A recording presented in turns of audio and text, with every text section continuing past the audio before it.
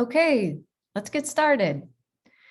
We're talking today about why badges, why pathways, and why now. Why badges is arguably the most important question to ask if you're thinking about introducing webified micro-credentials or badges, whether it's into your classroom, your school, your campus, across campuses, online platform, workplace, or whatever learning environment you might be designing for. It's a deceptively simple question, but it's essential to ask for two reasons. For one, it's a critical design step. The more clarity you have about why you issue badges or why you create pathways, the more impact your credentialing program is going to have, including, and this is everything, whether your learners find value in the credentials you designed for them. And two, we are truly well into a pivotal transformative moment. Call it this new culture of lifelong learning, where learners and workers are continuously expected to upskill, to reskill, and to display what many people refer to as 21st century competencies, many of them already being learned in traditional institutions of learning, but not necessarily captured and communicated in a way that employers can recognize them.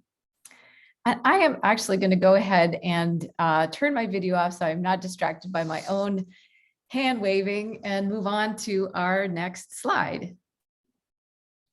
I think we're going to hear this drumbeat about lifelong learning in very consequential ways more and more. And we're going to continue to see visuals like this one as we adapt our credentialing programs to this new model of learning and earning. And depending on what age you are, you may remember the first one where we went to school up until it could have been 21, 22, 24, and then we work for the rest of our careers and then we retire. And today's job and workforce school pathways where we see a little bit of everything. It's also because of this new culture of learning that we're looking at that we ask not just why badges, but also why pathways, because in order to manage and visualize the complexities of these continuously interweaving formal, informal learning pathways, learners need to visualize what the pathways look like.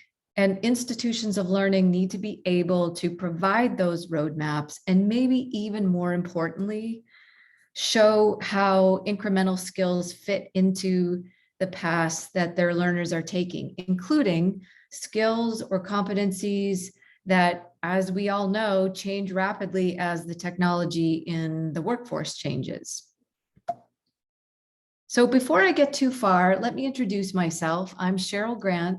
I'm Director of Digital Credentialing Strategies at Badgr, and I've been researching and writing about the design of badging programs since launching Open Badges alongside my colleagues at Mozilla, the MacArthur Foundation and HASTAC 10 years ago, a little bit over 10 years ago, starting with an ebook I wrote called What Counts as Learning? Open Digital Badges for New Opportunities, which was an early synthesis of the lessons learned from 30 of the world's very first badging programs following their first year of design. And today's talk is one small piece of the work I'm doing with my team at Badgr to build on those lessons and others that we've been learning over the years so that we can make it as frictionless as possible for you to design your own successful credentialing programs, starting with the question, why badges? Primarily as a design exercise for your own use case, including the question, why pathways, which I'm telling you, lean all the way into pathways because they are arguably the most exciting development to grow out of the badging movement, especially as we look at the trends shaping the future of learning and the future of work. There are so many ways to answer why badges, because from a design standpoint, they have a surprising amount of versatility, which means they can be used in a lot of different ways.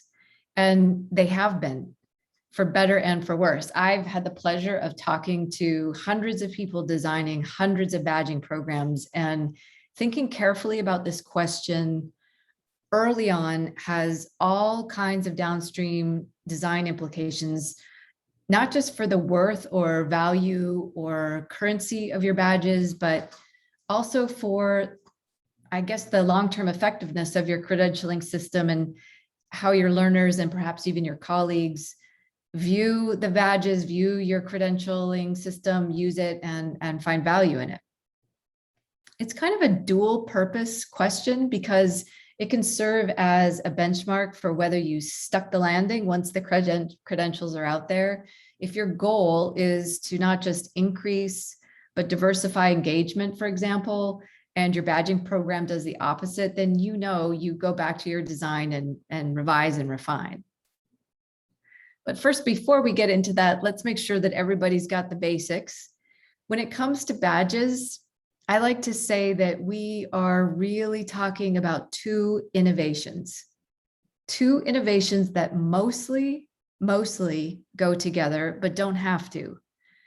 And I find it's helpful to explain them this way because it delineates between the inherent value of the technology and what the human practices are that go into the design of credible learning achievements and the value created by those practices.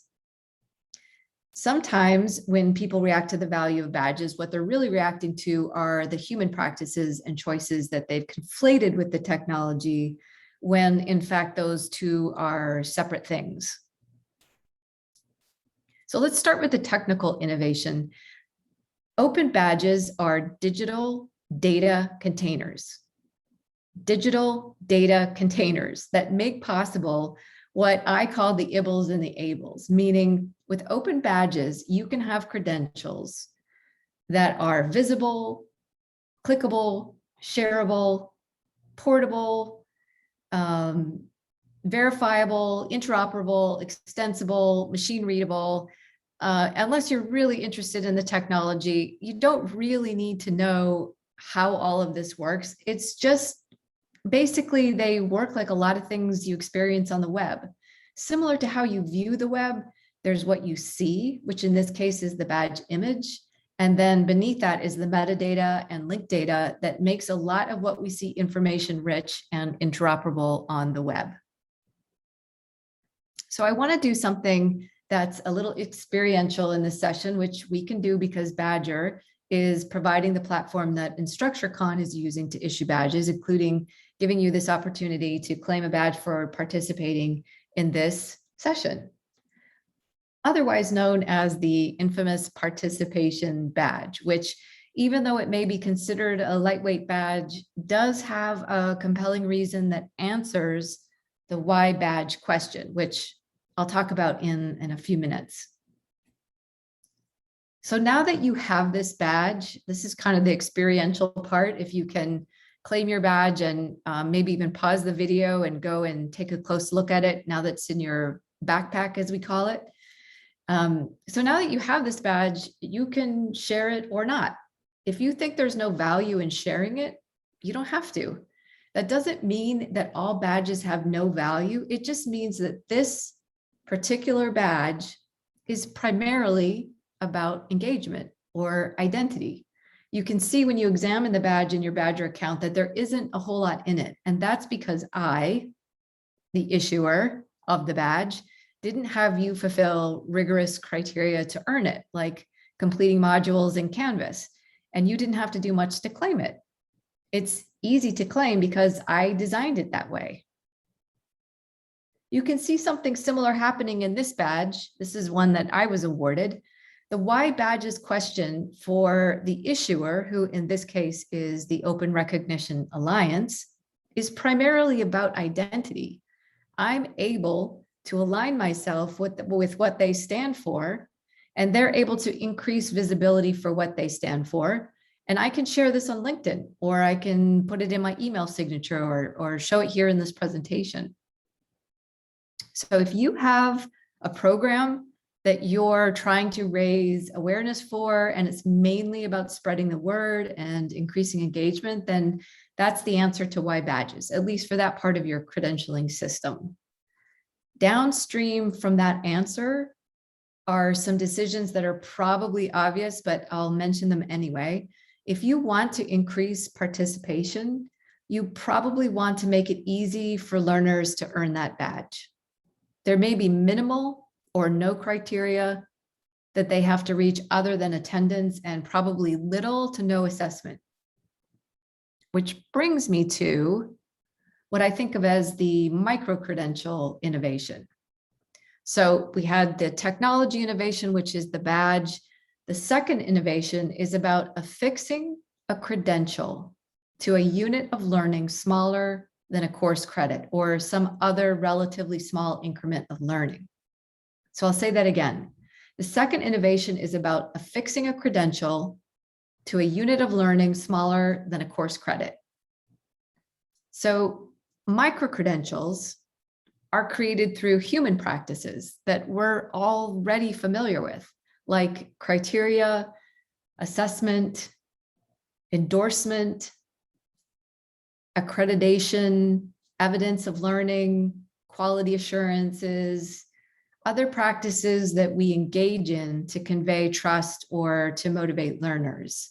So just like with a course grade or a certificate or a diploma or a degree, there's tremendous variety in how learning can be assessed or recognized, or how the learning content is designed to motivate or engage learners.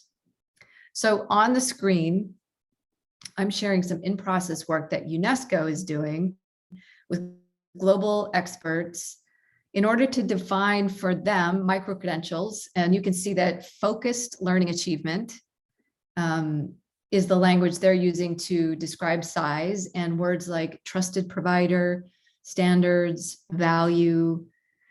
Let's see what else. They've got recognition, record, verify, quality assurance. These are all words that symbolize that the goal is to build trust and credibility. In other words, if the answer to the question why badges is about more than identity or participation or, I don't know, attendance or marketing, then your design process is going to engage mechanics of trust associated with credibility in greater detail. So when you decide to affix a credential to a grain-sized learning achievement, what you're doing is you're signaling that this outcome, regardless of its size or skill or competency, is somehow meaningful, even if it's smaller than, say, a course grade, for example, or a diploma or a degree or a certificate.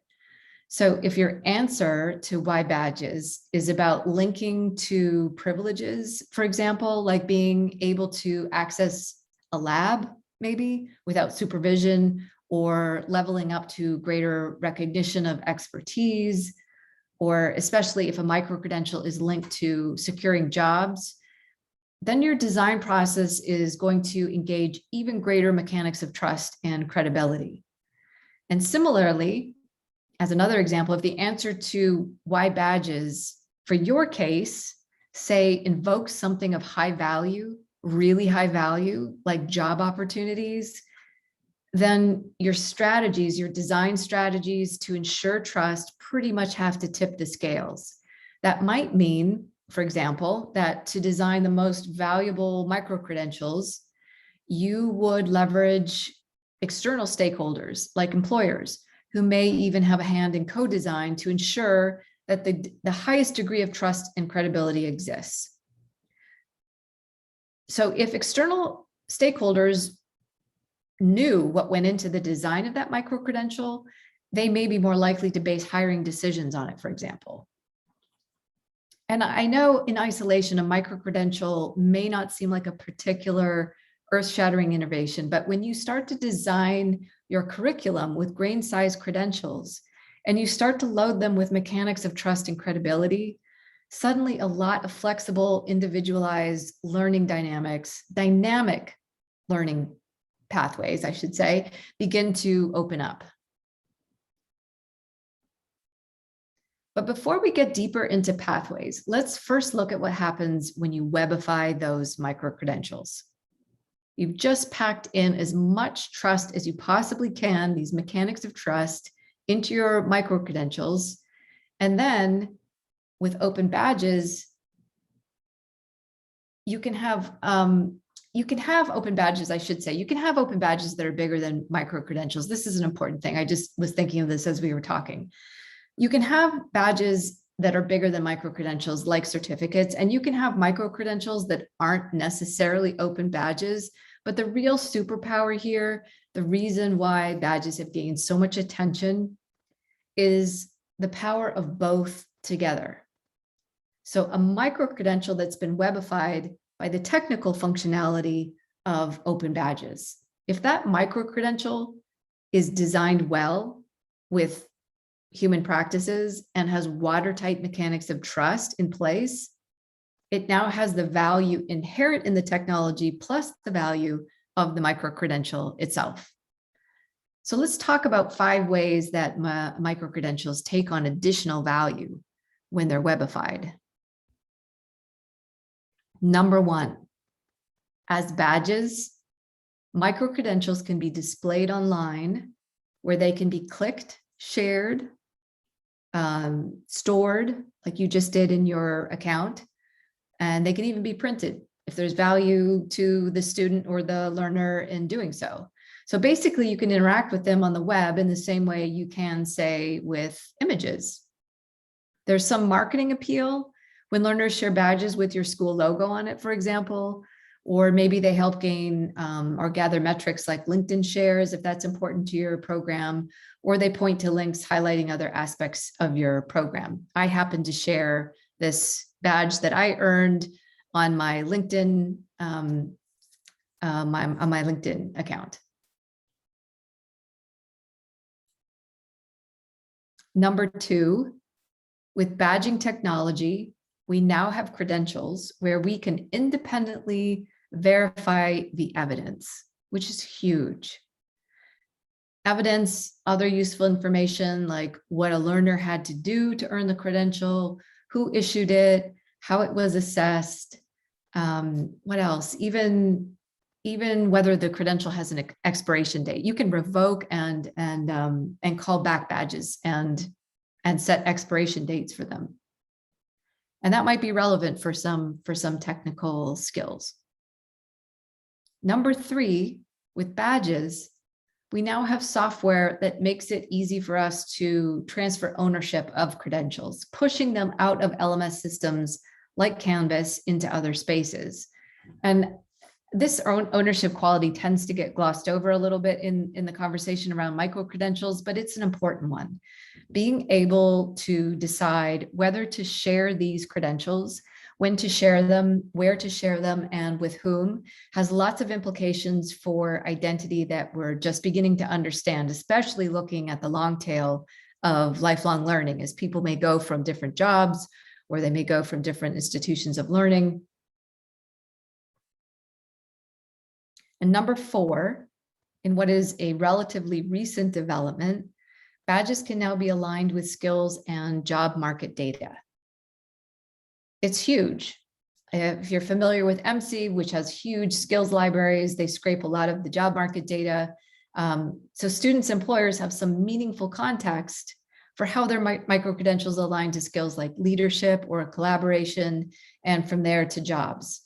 So we're entering this decade where the machine readability of these credentials are going to have really far-reaching implications for employers and job seekers and workforce development. So watch this particular feature gain a huge amount of traction in the coming years.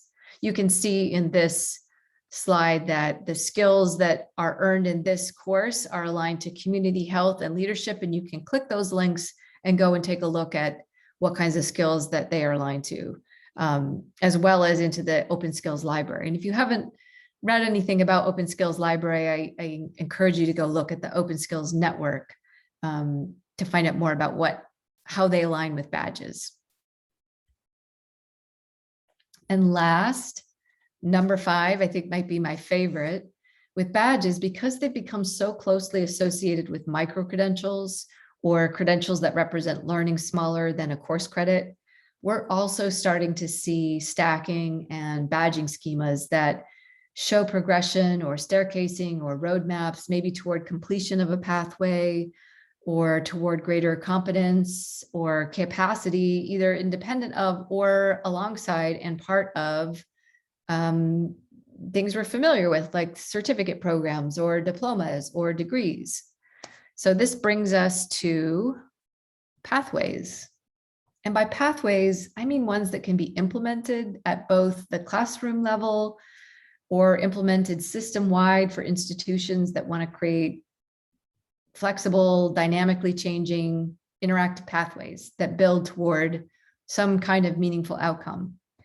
It could be, as an example, in response to the question, why pathways? It could be that you want learners to be able to track their own progression and see how they're doing. This is the view that you would see if you were an issuer looking at a pathway that you've built, and you can see that learners could follow required with the purple band. You can see that in the middle. Those are required steps that a learner has to take in order to get this large badge on the right.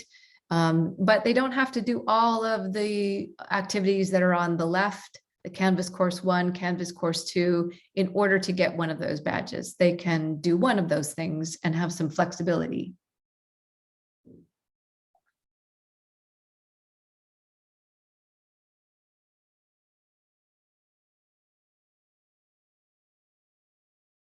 Here's another example. If you want learners to have some choice in how they progress, completing some micro-credentials, but not others, again, depending on what it is that their goals or their circumstances might be.